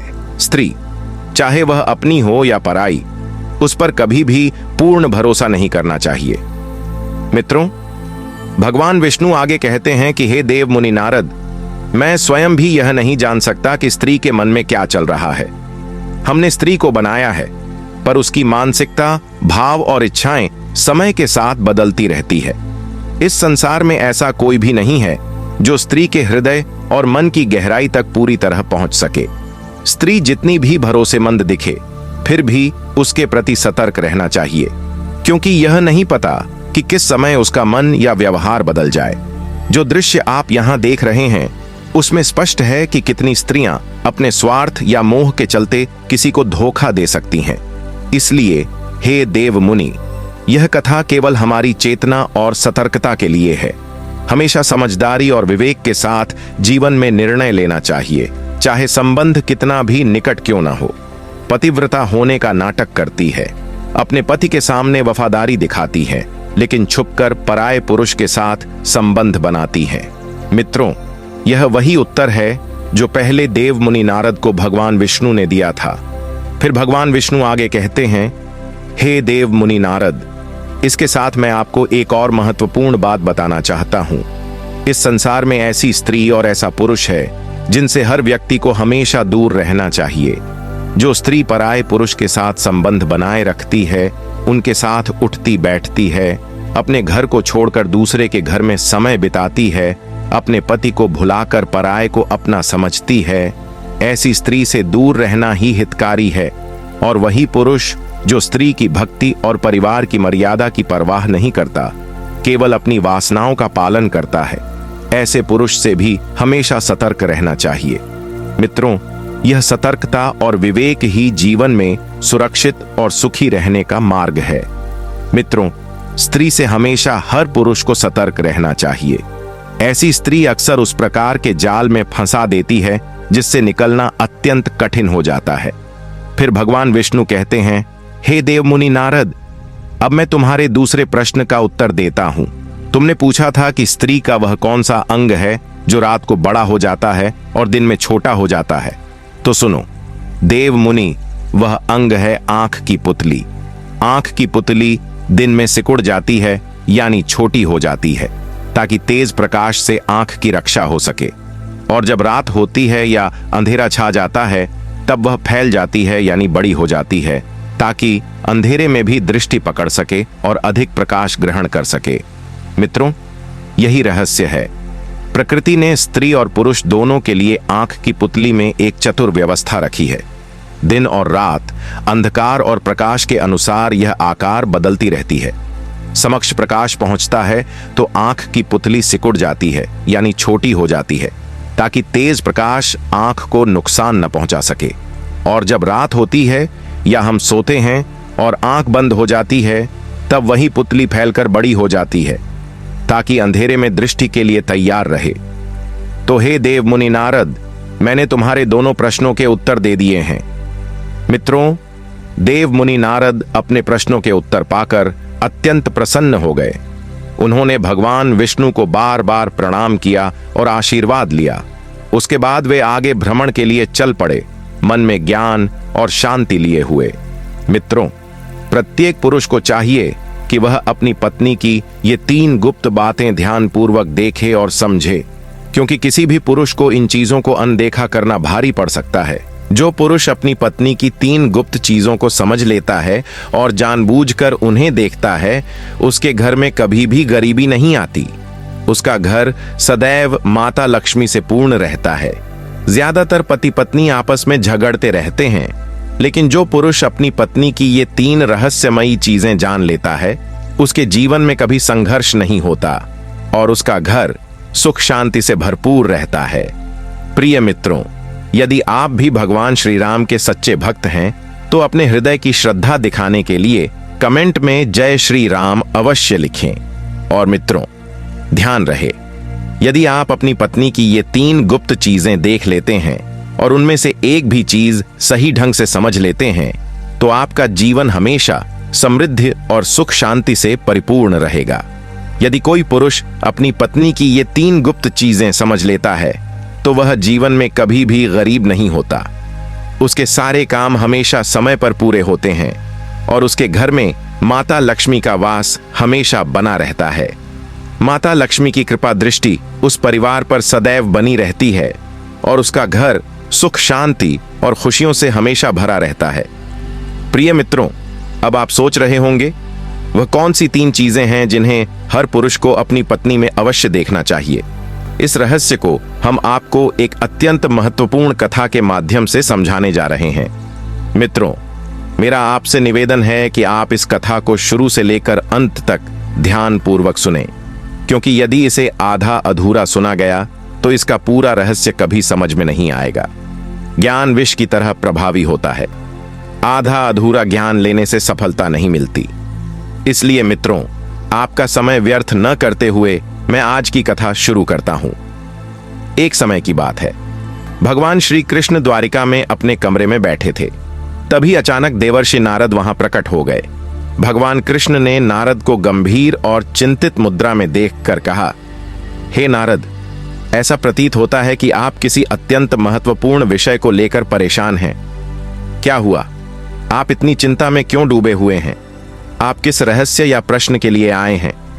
देवर्षि नारद ने कुछ पल मौन धारण किया, मानो अपने मन की गहन बातें चुन रहे हों, और फिर भगवान श्री कृष्ण की ओर देखकर बोले। भगवान श्री कृष्ण ने मुस्कुराते हुए देवर्षि नारद से कहा, निश्चिंत होकर मुझसे कहिए, हे नारद, मैं आपके सभी प्रश्नों के उत्तर अवश्य दूंगा। देवर्षि नारद ने थोड़ी गंभीरता के साथ कहा, हे प्रभु, आज मेरे मन में एक अत्यंत विचित्र प्रश्न उठ रहा है। मेरा यह प्रश्न यह है कि स्त्री की वे कौन सी 3 चीजें हैं जिन्हें हर पुरुष को अपनी पत्नी में अवश्य देखना चाहिए और जिन्हें देखने वाला व्यक्ति कभी भी गरीब नहीं रहता। भगवान श्री कृष्ण ने उत्तर देते हुए कहा, हे नारद, आपका प्रश्न वास्तव में अनोखा और अत्यंत रोचक है। यह न केवल अद्भुत है, बल्कि सभी मनुष्यों के लिए बहुत उपयोगी भी है। आज आपने जिस रहस्य को उठाया है वह प्रत्येक पति पत्नी के जीवन के लिए ज्ञान का भंडार है। भगवान श्री कृष्ण ने कहा, नारद, इस प्रश्न को पूछकर तुमने पूरी मानव जाति के लिए मार्ग खोल दिया है, लेकिन मैं तुम्हें इसका उत्तर देने से पहले एक अत्यंत महत्वपूर्ण कथा सुनाना चाहता हूं। इस कथा को तुम्हें शुरू से लेकर अंत तक अवश्य सुनना होगा, क्योंकि आधा अधूरा ज्ञान मनुष्य के लिए हानिकारक सिद्ध हो सकता है। देवर्षि नारद ने निष्ठा से कहा, हे प्रभु, मैं आपको विश्वास दिलाता हूं कि मैं इस कथा को आरंभ से अंत तक पूरा सुनूंगा और इसे पूरे ब्रह्मांड में विख्यात करूंगा। प्रिय मित्रों, अब भगवान श्री कृष्ण आगे कथा कहने लगे। भगवान श्री कृष्ण ने देवर्षि नारद से कहा, नारद, किसी नगर में सनत कुमार नाम का एक पंडित रहता था। वह बहुत ही गरीब था। उसके घर में खाने पीने के लिए पर्याप्त सामान तक नहीं था और पहनने के लिए सिर्फ एक ही वस्त्र था। उसकी पत्नी का नाम सुशील्या था। सुशील्या अत्यंत सुंदर थी और सनत कुमार अपनी पत्नी से बहुत प्रेम करता था, लेकिन सुशील्या अपनी सुंदरता पर बहुत घमंड करती थी। इसी अहंकार के कारण वह घर में अपनी मनमानी करती रहती थी, जिससे सनत कुमार पंडित को अत्यधिक कष्ट और परेशानी का सामना करना पड़ता था, क्योंकि अब उसकी पत्नी हर छोटी बड़ी बात पर उससे लड़ाई झगड़ा करने लगी थी। इस कारण घर में प्रतिदिन कलह और क्लेश होने लगे थे। सुशील्या अक्सर उसे ताने मारती और कहती, तुम्हारे पास तो कुछ भी नहीं है, तुम तो बिल्कुल कंगाल हो, पता नहीं मैंने तुमसे विवाह कैसे कर लिया। इस घर में पीने के लिए पानी भी नहीं, खाने के लिए भोजन भी नहीं और पहनने के लिए वस्त्र भी नहीं। मैं कुछ करूं भी तो क्या करूं? तुम तो अब कोई कार्य भी नहीं करते। इन सारी बातें सुनकर सन्नत कुमार पंडित अत्यंत दुखी हो गया और उसके हृदय में भारी उदासी और निराशा छा गई। सन्नत कुमार पंडित को बहुत बुरा लग रहा था, लेकिन उसे समझ नहीं आ रहा था कि उसके साथ ऐसा क्यों हो रहा है। इस कारण वह अत्यंत चिंतित रहने लगा और उसका मन किसी कार्य में भी नहीं लग रहा था। धीरे धीरे उसकी स्थिति पहले से भी अधिक कठिन हो गई। अपनी आर्थिक तंगी को दूर करने के लिए उसे अपनी जमीन तक बेचना पड़ा, लेकिन फिर भी गरीबी में कोई सुधार नहीं हुआ। इस वजह से वह और भी परेशान रहने लगा। एक दिन की बात है, सनत कुमार पंडित अपने किसी कार्य से कहीं जा रहा था। तभी उसने देखा कि एक संत महात्मा जी अपनी कुटिया के समीप ध्यान मग्न अवस्था में बैठे हैं। सनत कुमार पंडित ने देखा कि संत महात्मा जी ध्यान में लीन हैं। वह अपने मन में सोचने लगा, यह महात्मा जी मुझे बहुत दिव्य पुरुष लगते हैं, क्यों न मैं इनके पास जाऊं, शायद ये मुझे मेरी समस्याओं से मुक्ति दिला सकें। इतना सोचकर वह संत महात्मा जी के पास गया और अपने दोनों हाथ जोड़कर बहुत जोर जोर से विलाप करने लगा। कुछ समय बाद महात्मा जी ने अपनी आंखें खोलीं और देखा कि उनके सामने एक पंडित बैठा है, जो अत्यंत दुखी होकर जोर जोर से रो रहा है। महात्मा जी ने पंडित को देखा और बोले, पुत्र, तुम कौन हो और इतनी बड़ी व्यथा क्यों व्यक्त कर रहे हो? सनत कुमार पंडित ने गहरी निराशा में उत्तर दिया, हे महात्मा, मैं इस नगर में रहने वाला एक निर्धन पंडित हूं। नाम सनत कुमार है। मैं इसलिए रो रहा हूं क्योंकि मेरी पत्नी मुझसे बार बार लड़ती है और ताने देती रहती है। वह कहती है, तुम्हारे पास कुछ भी नहीं है, तुम पूरी तरह कंगाल हो, इस घर में खाने पीने और पहनने के लिए कुछ भी नहीं है, मैंने ऐसा विवाह क्यों किया? इसी तरह के ताने और उपेक्षाएं मुझे लगातार सताती रहती हैं। सनत कुमार पंडित आगे बोले, महात्मा जी, मैं दिन रात मेहनत करता हूं, फिर भी जो धन कमाता हूं वह केवल परिवार की जरूरतें पूरी कर पाता है। कृपया मुझे कोई ऐसा उपाय बताइए जिससे मेरी पत्नी मुझसे झगड़ा न करे और मैं शीघ्र ही संपन्न बन जाऊं। महात्मा जी ने उसकी बात सुनते ही मुस्कुराते हुए कहा, पुत्र, पहले तो अपनी शिकायतों और विलाप को थामो। मैं तुम्हें 3 ऐसी चीजें बताऊंगा जिन्हें हर पुरुष को अपनी पत्नी में देखना चाहिए। यदि कोई पुरुष अपनी पत्नी में इन तीनों गुणों को पहचान लेता है तो उसके जीवन में सुख समृद्धि बनी रहती है। महात्मा जी की बात सुनकर सनत कुमार पंडित ने उत्सुक होकर कहा, हे मुनिवर, अब और देरी न करें, कृपया मुझे उन 3 चीजों के बारे में बता दीजिए जिन्हें हर पुरुष अपनी पत्नी में अवश्य देखे। मैं इन गुणों को जानने के लिए बहुत उत्साहित हूं। संत महात्मा जी ने ध्यानपूर्वक उसकी ओर देखा और बोले, पुत्र, इतनी जल्दबाजी ठीक नहीं है। मनुष्य को हमेशा संयम और धैर्य रखना चाहिए। अब मैं तुम्हें उन 3 महत्वपूर्ण गुणों के बारे में बताता हूं जिन्हें समझने से तुम्हारा जीवन सुख समृद्धि से भर जाएगा। महात्मा जी ने कहा, पुत्र, मैं तुम्हें यह 3 महत्वपूर्ण चीजें बताने जा रहा हूं जिन्हें हर पुरुष को अपनी पत्नी में अवश्य देखना चाहिए, लेकिन मैं इन्हें सीधे नहीं बताऊंगा। मैं इसके लिए एक कथा सुनाऊंगा और तुम्हें वादा करना होगा कि जब तक मैं यह कथा समाप्त नहीं करता तुम ध्यानपूर्वक इसे सुनोगे। सनत कुमार पंडित ने श्रद्धापूर्वक कहा, हे महात्मा, मैं आपको पूरी तरह भरोसा देता हूं। मैं इस कथा को आरंभ से लेकर अंत तक बिना रुके सुनूंगा। महात्मा जी ने मुस्कुराते हुए कहा, ठीक है पुत्र, अब ध्यान लगाओ, क्योंकि यह कथा तुम्हारे जीवन के लिए अत्यंत महत्वपूर्ण ज्ञान लेकर आई है। नगर में धनराज नामक एक व्यापारी रहता था। वह अपने नगर का सबसे प्रतिष्ठित और सफल व्यापारी माना जाता था। धनराज और उसकी पत्नी के बीच अत्यंत स्नेह और विश्वास का संबंध था। उनके घर में कभी भी कोई झगड़ा या असहमति नहीं होती थी। इसी कारण उनके घर में सदैव सुख समृद्धि और माता लक्ष्मी का वास बना रहता था। धनराज के व्यापार में लगातार वृद्धि हो रही थी और उसके सौभाग्य का कारण उसका घर का सुख और पत्नी के साथ उसका प्रेम था। उनके प्रेम और आदर्श जीवन को देखकर नगर के कुछ लोग, विशेषकर कुछ महिलाएं, उनकी जीवन शैली से ईर्ष्या करने लगीं। उनके लिए यह असहनीय था कि किसी के घर में इतनी संतुलित प्रेम और समृद्धि हो। कुछ स्त्रियां तो धनराज की पत्नी से सीधे बात करने से भी परहेज करने लगीं, क्योंकि उन्हें उसकी सादगी, समझदारी और पति के प्रति समर्पण देखकर अपना स्थान छोटा और कमतर दिखाई देने लगा। धनराज की पत्नी हर दिन संध्या के समय अपने घर में दीपक जलाना नहीं भूलती थी।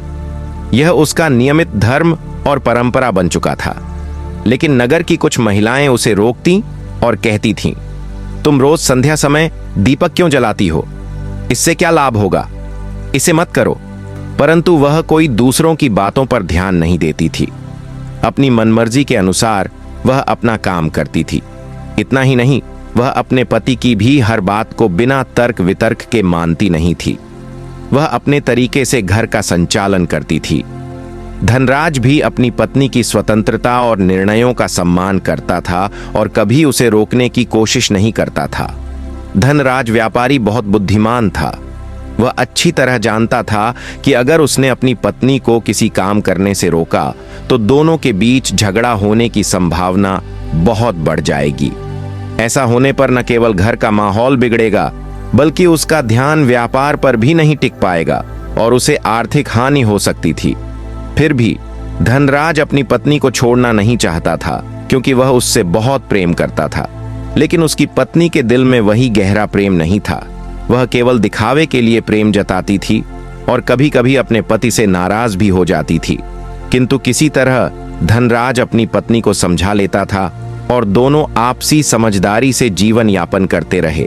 इस तरह दिन बीतते गए और धनराज व्यापारी अपनी पत्नी के साथ सुखपूर्वक जीवन व्यतीत करने लगे। धीरे धीरे यह कथा पूरे नगर में फैल गई और लोग धनराज और उसकी पत्नी के प्रेम को आदर्श मानने लगे।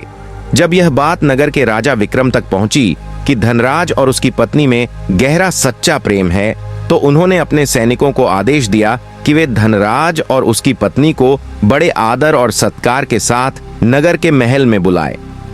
राजा ने सैनिकों से कहा, उन्हें सम्मान के साथ राजमहल ले आओ, लेकिन यह मत बताना कि उन्हें क्यों बुलाया गया है। राजा की आज्ञा पाते ही सैनिक धनराज के घर पहुंचे और द्वार पर दस्तक दी।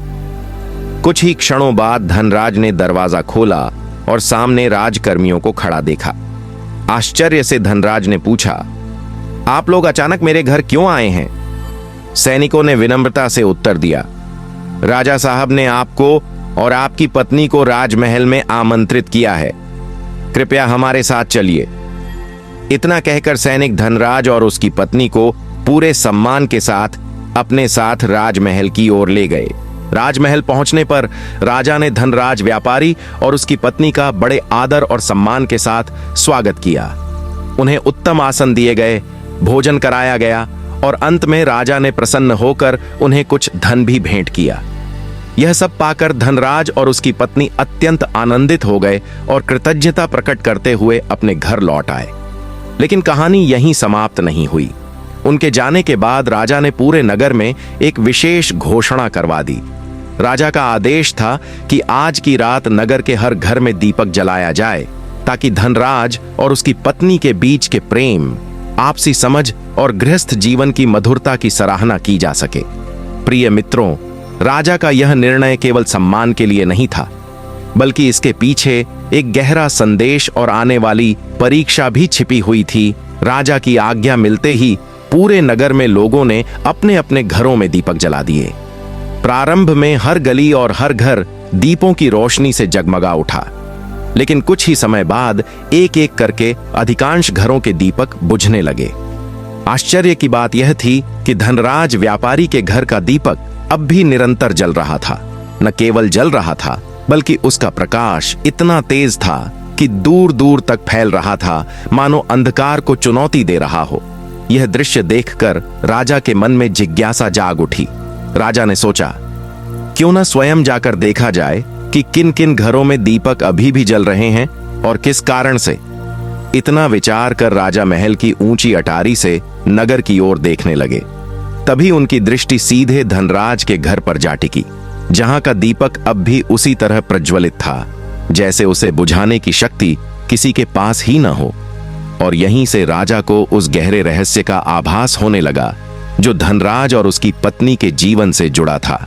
राजा ने ध्यान से देखा कि पूरे नगर में अब किसी भी घर का दीपक नहीं जल रहा था। चारों ओर अंधकार छा चुका था, परंतु धनराज व्यापारी के घर का दीपक अब भी उसी तरह प्रज्वलित था।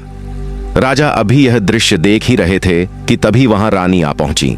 राजा ने रानी से कहा, रानी जी, जरा नगर की ओर देखिए।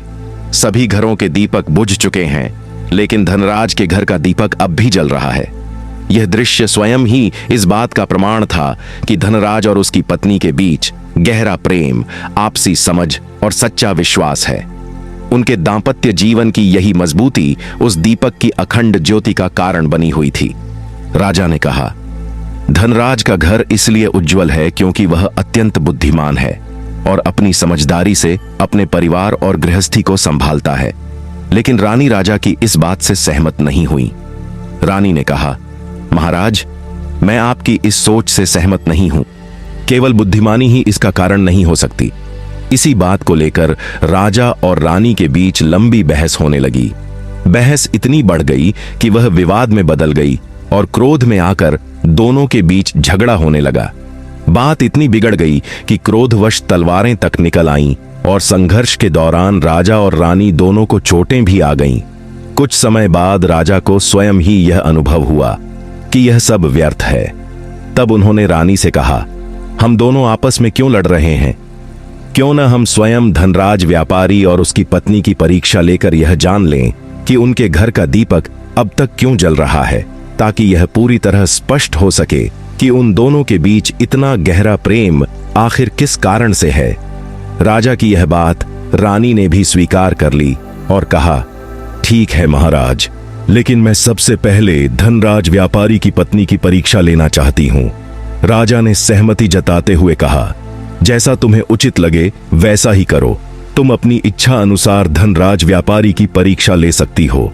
इसके बाद रानी ने अपने कुछ विश्वसनीय सैनिकों को बुलाया और उन्हें एक गुप्त आदेश दिया।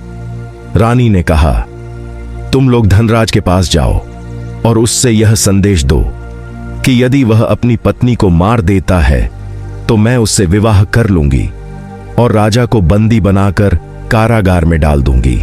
और रानी ने यह भी कहलवाया कि ऐसा करने पर वह स्वयं उसे सिंहासन पर बैठा देंगी। रानी का यह गुप्त आदेश पाकर सैनिक तुरंत धनराज व्यापारी के घर की ओर निकल पड़े। उस समय संध्या होने वाली थी। संयोग से धनराज की पत्नी घर पर नहीं थी, जबकि धनराज स्वयं अस्वस्थ होने के कारण घर में ही विश्राम कर रहा था।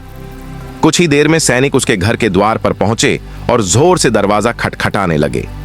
आवाज सुनकर धनराज ने कठिनाई से उठकर द्वार खोला। सामने सैनिकों को देखकर वह चकित रह गया। तभी सैनिकों ने गंभीर स्वर में कहा, ध्यान से सुनिए, यह रानी साहिबा का आदेश है। यदि आप अपनी पत्नी को प्राणदंड दे देते हैं तो रानी आपसे विवाह करेंगी और आपको राज सिंहासन पर विराजमान किया जाएगा। रानी साहिबा आपसे विवाह करेंगी, राजा को बंदी बनाकर कारागार में डाल दिया जाएगा और पूरे नगर का राज आपको सौंप दिया जाएगा। सैनिकों की यह बात सुनते ही धनराज का चेहरा कठोर हो गया। उसने बिना एक पल भी सोचे दृढ़ स्वर में कहा, जाओ और रानी से साफ साफ कह देना कि धनराज कभी भी अपनी पत्नी की बलि देकर राजा नहीं बन सकता। मेरा राज, मेरा सिंहासन, मेरा वैभव सब व्यर्थ है अगर मेरी पत्नी मेरे साथ नहीं है। उसकी आंखों में क्रोध नहीं बल्कि अटूट प्रेम झलक रहा था। धनराज ने आगे कहा, मैं अपनी पत्नी से प्राणों से भी अधिक प्रेम करता हूं। यदि किसी ने उसे हानि पहुंचाने का विचार भी किया तो वह मेरे जीवन की सबसे बड़ी भूल होगी। और रही बात रानी से विवाह की, तो कह देना कि धनराज का हृदय पहले ही किसी और का है, वहां किसी और के लिए कोई स्थान नहीं है। धनराज के ये शब्द सुनकर सैनिक भी स्तब्ध रह गए। वे समझ चुके थे कि यह व्यक्ति लालच से नहीं बल्कि प्रेम और मर्यादा से बंधा हुआ है। रानी साहिबा से साफ कह दीजिएगा कि मैं किसी भी कीमत पर उनसे विवाह नहीं कर सकता, चाहे वह मुझे पूरा राज्य ही क्यों न सौंप दें। मेरे जीवन में मेरी पत्नी का जो स्थान है वह कोई और कभी नहीं ले सकता। धनराज के ये शब्द सुनते ही सैनिक कुछ पल के लिए मौन हो गए। उनके सामने एक ऐसा व्यक्ति खड़ा था जिसे न सत्ता का लालच था न वैभव की चाह। उसके लिए सबसे बड़ा धन उसका प्रेम था। सैनिक बिना कुछ कहे वापस राजमहल की ओर लौट गए। महल में पहुंचकर उन्होंने रानी को धनराज का एक एक शब्द ज्यों का त्यों सुना दिया। यह सुनते ही रानी के चेहरे के भाव बदल गए। वह सोच में पड़ गई। इतना बड़ा अवसर मिलने पर भी कोई व्यक्ति इनकार कैसे कर सकता है। तभी राजा ने गहरी सांस लेते हुए कहा, देखा रानी, अब तो तुम्हें भी समझ में आ गया होगा। धनराज साधारण व्यापारी नहीं है। उसके घर में जो प्रेम और सुख है उसका कारण उसकी समझदारी और उसकी निष्ठा है। राजा आगे बोला, वह अपनी पत्नी को केवल साथ निभाने वाला नहीं बल्कि उसे अपने जीवन का सबसे बड़ा धन मानता है। यही कारण है कि उसके घर का दीपक सबसे देर तक जलता है। राजा की बात सुनते ही रानी ने तीखे स्वर में कहा, महाराज, आप ऐसा कैसे कह सकते हैं? आपने तो अभी तक धनराज की पत्नी की परीक्षा ली ही नहीं। बिना उसकी परीक्षा के किसी निष्कर्ष पर पहुंचना उचित नहीं है। रानी की बात सुनकर राजा कुछ पल सोच में पड़ गया, फिर बोला, ठीक है रानी, तुम्हारे मन की शंका दूर करने के लिए अब उसकी पत्नी की भी परीक्षा ली जाएगी। इतना कहकर राजा ने अपने विश्वसनीय सैनिकों को बुलाया और गंभीर स्वर में आदेश दिया, जाओ और नगर में रहने वाली उस धनराज व्यापारी की पत्नी तक मेरा संदेश पहुंचा दो। सैनिकों ने सिर झुकाकर आदेश स्वीकार किया। राजा ने आगे कहा, उससे कहना कि यदि वह अपने पति धनराज को मृत्यु के घाट उतार दे तो मैं उसे अपनी रानी के रूप में स्वीकार कर लूंगा। न केवल रानी बल्कि उसे राजमहल की पटरानी बनाकर सम्मान के साथ रखूंगा। प्रिय मित्रों, यह प्रस्ताव सुनकर कोई भी स्त्री विचलित हो सकती है। सत्ता, वैभव और ऐश्वर्य सब कुछ एक ही निर्णय पर टिका था। अब प्रश्न यह है, क्या धनराज की पत्नी अपने पति के प्रेम से बड़ा राज सिंहासन समझेगी या फिर वह भी उसी परीक्षा में खरी उतरेगी जिसमें धनराज खरा उतरा था?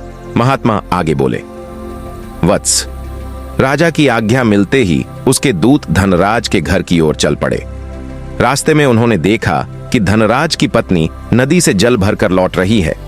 उसके हाथ में पानी का घड़ा था और वह शांत भाव से अपने घर की ओर बढ़ रही थी। जैसे ही वह स्त्री उन राजदूतों के समीप पहुंची, उन्होंने उसे रोक लिया और राजा का संदेश सुनाया। दूतों ने कहा, राजा का आदेश है कि यदि तुम अपने पति धनराज का प्राणांत कर दो तो महाराज स्वयं तुमसे विवाह करेंगे। तुम्हें राजमहल में विशेष सम्मान मिलेगा और तुम पटरानी के रूप में विराजमान कर दी जाओगी।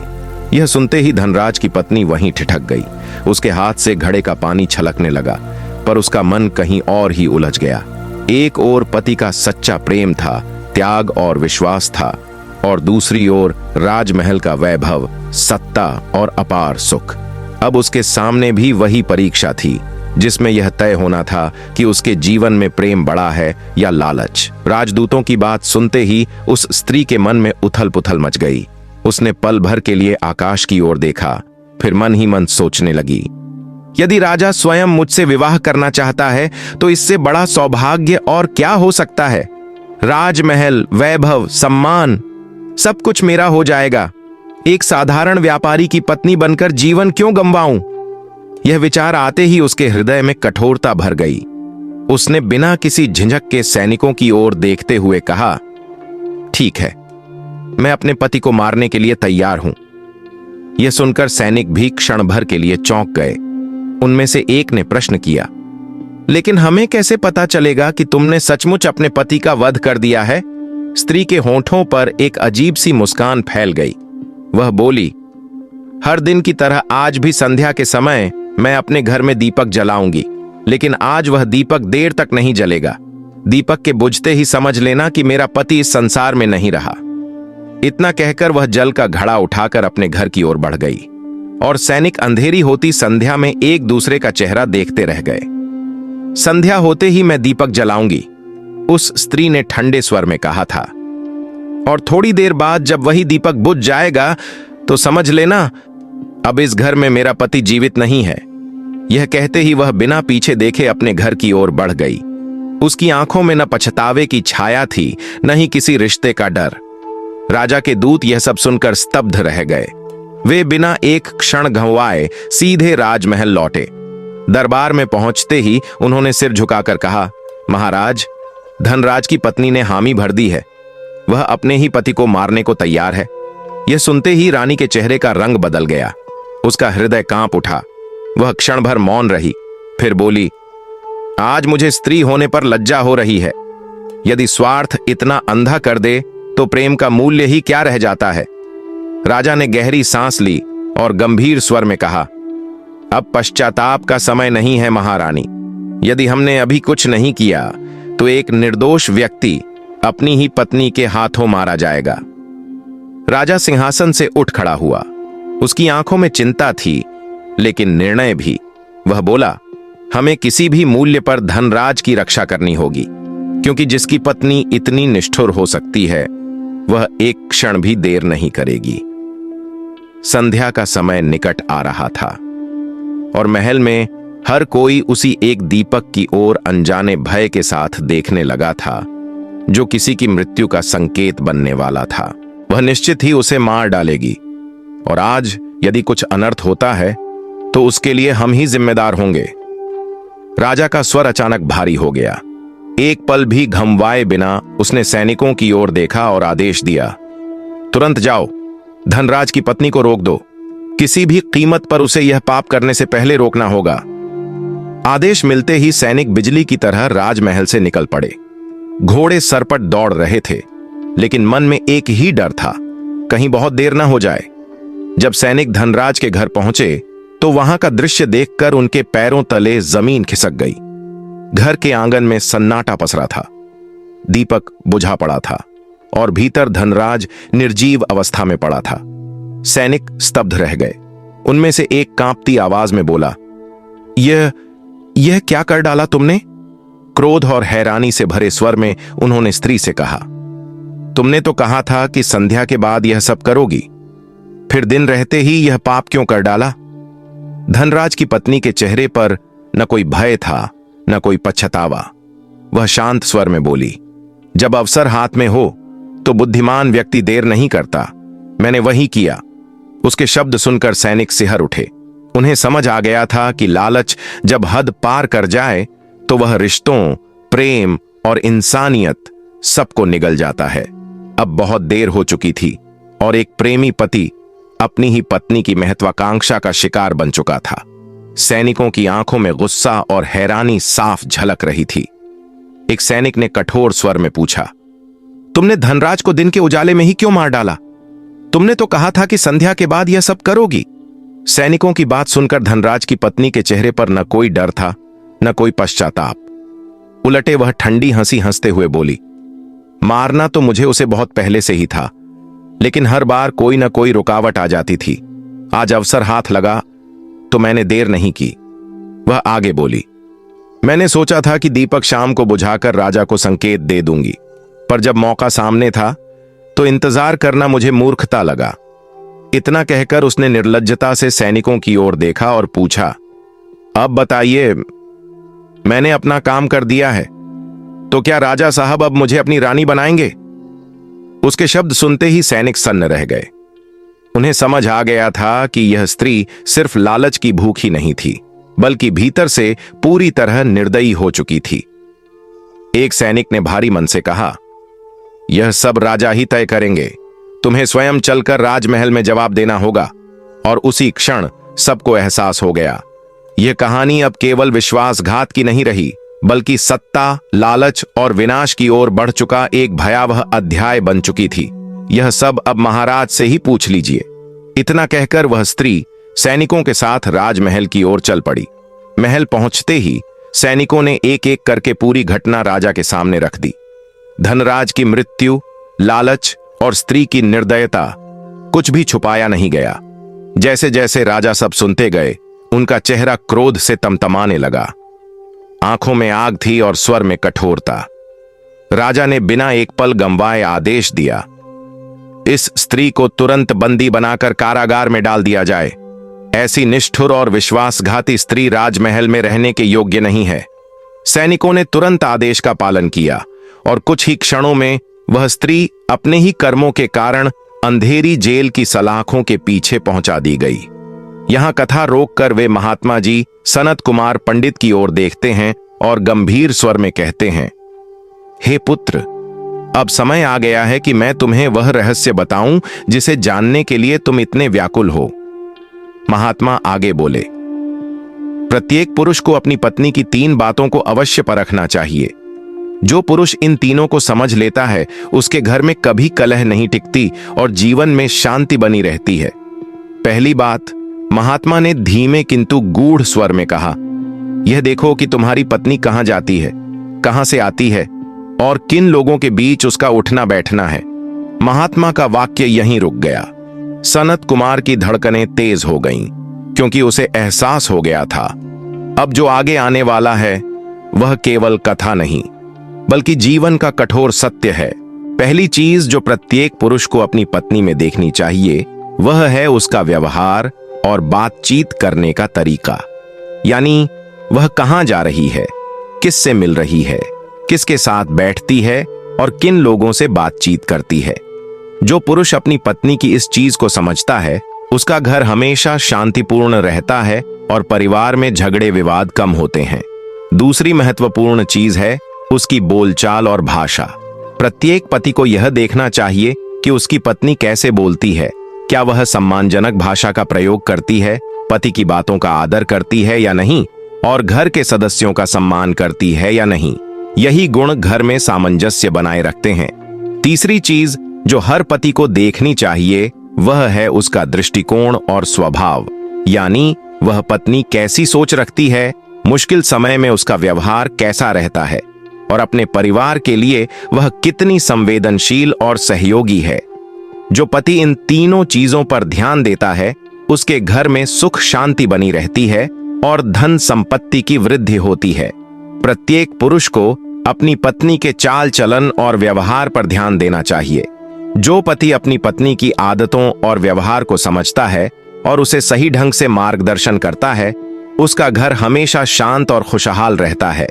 लेकिन जो स्त्रियां अपने मन की मनमानी करती हैं और पति की बातों को नहीं मानती, उनका हाल उसी धनराज व्यापारी की तरह हो जाता है जिसके घर में संघर्ष और परेशानियां पैदा हो गईं। तब भगवान श्री कृष्ण देवर्षि नारद से कहते हैं, हे नारद, अब तुम्हें तुम्हारे सभी प्रश्नों के उत्तर मिल गए होंगे। देवर्षि नारद ने उत्तर पाकर भगवान श्री कृष्ण से कहा, हे प्रभु, आज आपने मुझे अत्यंत महत्वपूर्ण और मूल्यवान ज्ञान दिया है। इस ज्ञान से न केवल मैं बल्कि समस्त मानव जाति लाभान्वित होगी। देवर्षि नारद ने भगवान श्री कृष्ण से कहा, प्रभु, आपने मुझे जो अमूल्य ज्ञान दिया है, मैं इसे पूरे ब्रह्मांड में फैलाऊंगा और हर किसी तक पहुंचाऊंगा। प्रिय मित्रों, अगर आप इस कहानी को अंत तक देख चुके हैं, तो अब आप जान गए होंगे कि पत्नी की कौन कौन सी 3 बातें हर पुरुष को ध्यान से देखनी चाहिए। मित्रों, आपको यह कथा कैसी लगी? अपनी राय नीचे कमेंट बॉक्स में जरूर लिखें और सच्ची श्रद्धा के साथ कमेंट में जय श्री राम अवश्य लिखें। धन्यवाद।